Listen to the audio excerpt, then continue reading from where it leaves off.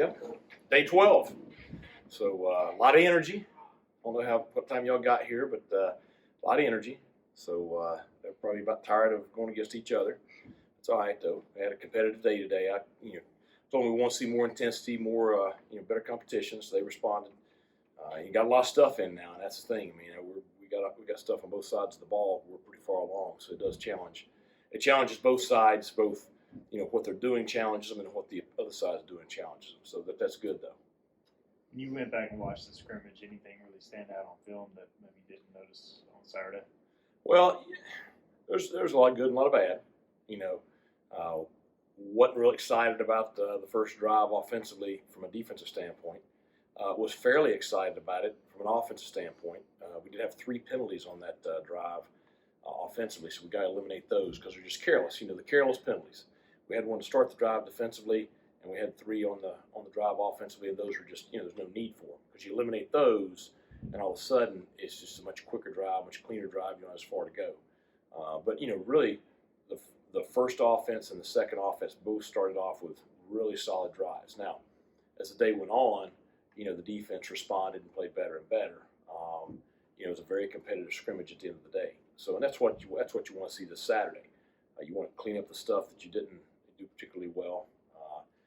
Competition level you want to be very, very high, and you want to go out there and execute and look like a good football team.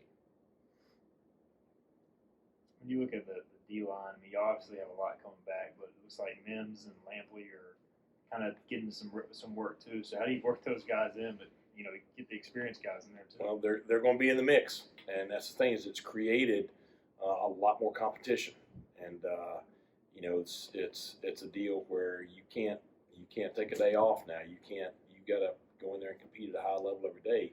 Because that's one thing both of those kids have is they have a great motor. Now, they don't really know our scheme, inside and out just yet. And that's the one thing holding them back, both of them.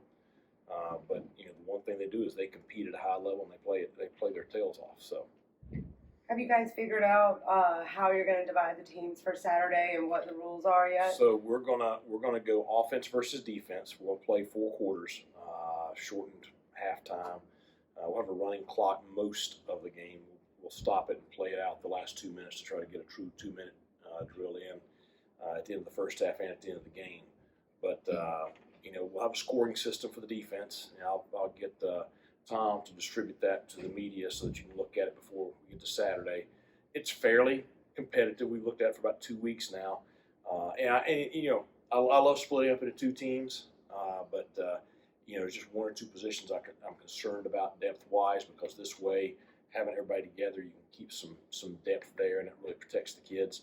So the scoring system allows us to still have competition. We'll have winner's dinner on Monday night. The winner will have steak and shrimp, and the loser will have beanie weenies. So, have you figured out the team captains yet? We'll figure that out. Okay. We'll figure that out. Heading into Saturday, it's going to be the first time in a while that a lot of these players have played in front of a crowd. Is there anybody in particular, or any position group in particular, that you think the fans are going to be excited to see that has made a big leap in the offseason?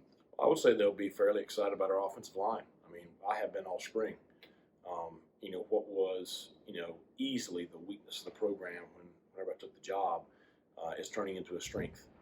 And not just the guys that are practicing right now. I say that because, you still have some guys that aren't out there. Rob and Bailey are coming along great with their rehab. Justin and Ben will be here in May. So you throw those 4 guys in with what we have on the field right now, and you have a really strong group right there. And I think that's something we haven't had here. I don't know when the last time it was. I mean, you guys probably know. But I'm excited about that. I think fans will be too. Are the coaches, are they in on the Absolutely. winner's dinner? Absolutely. And support staff, they have to choose sides too. Right. What about you? You get I get whatever I want. So the spoils of the head coach. No, I'm just, I want the kids to go out there and have fun. It's great to finally. I mean, I've had 1 pigskin pig out. Parade of pigs, all that stuff. So I'm excited to. Most of our kids have never seen that because most of them weren't here in 19. So I'm excited to have that back. I'm excited to have kind of all the activities around the spring game back. And there's a baseball game that afternoon. I think there's a softball game or something. Maybe something else. So got a little concert, got the deal for the kids, the bounce houses and stuff in the morning. You got the Meet the Pirates deal before before the game. So it's going to be great to kind of have normalcy back this spring and have our fans back. Parents, I'm sure we'll have a ton of parents here. It'll be a great day for our program. I think I'll put a lot of stock in the practice tape, but more of a game-like situation in scrimmage. Do y'all Right. really evaluate that anymore? Yeah. A little bit more intently. Yeah, I mean, because that's especially like last Saturday, this coming Saturday, because those Donnie's up top, Blake's up top, you got some of the coaches up top, so everybody's not on the field. You're not out on the field with them. They got to perform on their own. I think particularly this Saturday because you'll have fans in the stands. Because it's one thing to do it in practice, it's another to go out there and do it in a game, and this is as close to a game as we're going to get before September 3rd. So certainly the scrimmages mean more. How many players, looking ahead after the scrimmage is over, how many players are you expected to come in start of summer? I don't have an exact number. It won't be a huge amount. We do have a handful of signees from back in December that'll be here, and we'll have a few transfers that'll be here. So not a huge amount, but some important pieces.